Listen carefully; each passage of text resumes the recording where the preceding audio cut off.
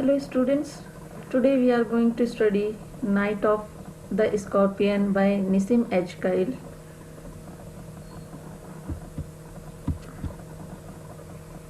Nissim H. Kyle was an Indian Jewish poet, actor, playwright, editor and art critic. He was a foundational figure in post-colonial India's literary history, specifically for Indian writing in English. Night of the Scorpion is a poem that can be understood at two levels. First level, the poet describes how on a rainy day the narrator's mother is beaten by a scorpion and what are the chain reactions to it. Second level, it depicts the Indian ethos and cultured richness through a simple incident and epitomizes the typical Indian motherhood, which depicts sacrifice and affection. Theme of the poem. The poem opens with the poet's reminiscences of a childhood experience. One night his mother was stung by a scorpion. 10 hours of steady rain had driven the scorpion to hide beneath a sack of rice.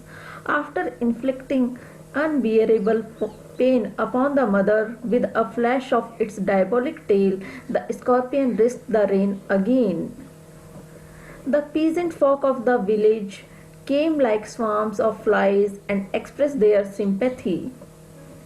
They believed that with every movement the scorpion made, the poison would move in mother's blood. So, with lighted candles and lanterns, they searched for him, but in vain. The villagers further opened the bundle of superstitions. They expressed that the mother's suffering and pain will burn away the sins of her past and decrease the misfortunes of future. Text of the poem. I remember the night my mother was stung by a scorpion. 10 hours of steady rain had driven him to crawl beneath a sack of rice. Parting with his poison flesh of diabolic tail in the dark room, he risked the rain again.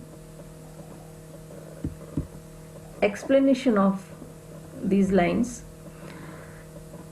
It means that 10 hours of continuous rain had made the scorpion seek shelter under a sack of rice in the house of narrator. After stinging his mother, it went out risking the rain again. The tale of scorpion referred as devilish or evil because it contains poison and also due to belief that the devil acts through the poison of scorpion. Next stanza. The peasants came like swarms of flies and buzzed the name of God 100 times to paralyze the evil one with candles and with lanterns, throwing giant scorpion shadows on the mud-baked walls. They searched for him, he was not found. They clicked their tongues with every movement that the scorpion made, his poison moved in. Mother's blood, they said. As the news spread, the neighboring farmers came pouring in and recited the name of God to lessen the effect of the poison. The poet uses the simile of swarms of flies to show the behavior of the villagers flocking in numbers and buzzing the name of God like flying flies buzzing. They visit either to witness the mother in pain or to contribute in the prayers. The onomatopoeic words buzzed and clicked reflect their constant noise. Their lanterns and candles seem to make giant scorpion shadows of them on the wall. Through this depiction of the shadows, the poet wants to convey the narrator's fear of the situation and create the frightening background. They searched for the scorpion to stop it from moving because they believed that the poison moved in mother's blood when the scorpion moved.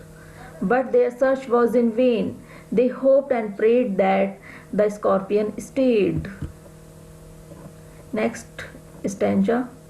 May the sins of your previous birth be burned away tonight, they said. May your sufferings decrease the misfortunes of your next birth, they said.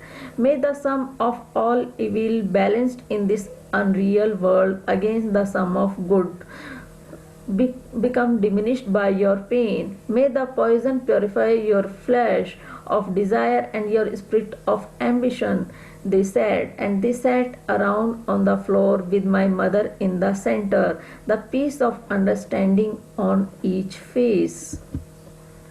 Explanation of these lines. They expressed the belief that the pain would burn away the sins of her previous birth and decrease the misfortunes of her next birth.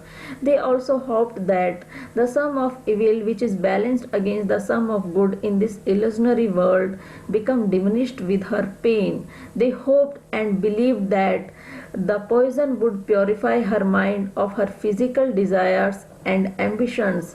They sat around her with calm faces as though they seemed to understand why the woman was stung and the consequences of the sting as stated in their beliefs.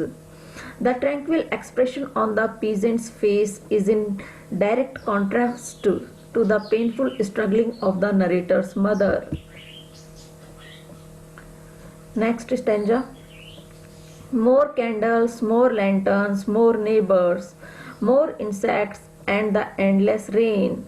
My mother twisted through, groaning on a mat. My father, sceptic rationalist, trying every curse and blessing.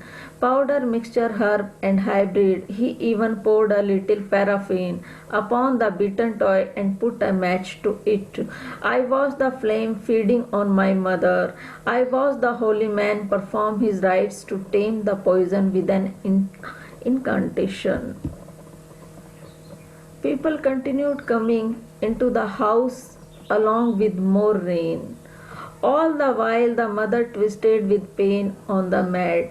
Though the narrator's father was a sceptic and a rationalist, he tried everything, medicinal powder, herbs, and mixture. Following a belief that was prevalent, he also poured a little paraffin upon the beaten toy and lit a match to it, hoping to burn up the poison. His actions are in direct contrast to his views because he wants to try out everything possible to save his wife. The narrator also watched the holy men perform their rites and chant holy verses to lessen the effect of the poison. After 20 hours, it lost its sting. My mother only said, "Thank God the scorpion picked on me and spared my children."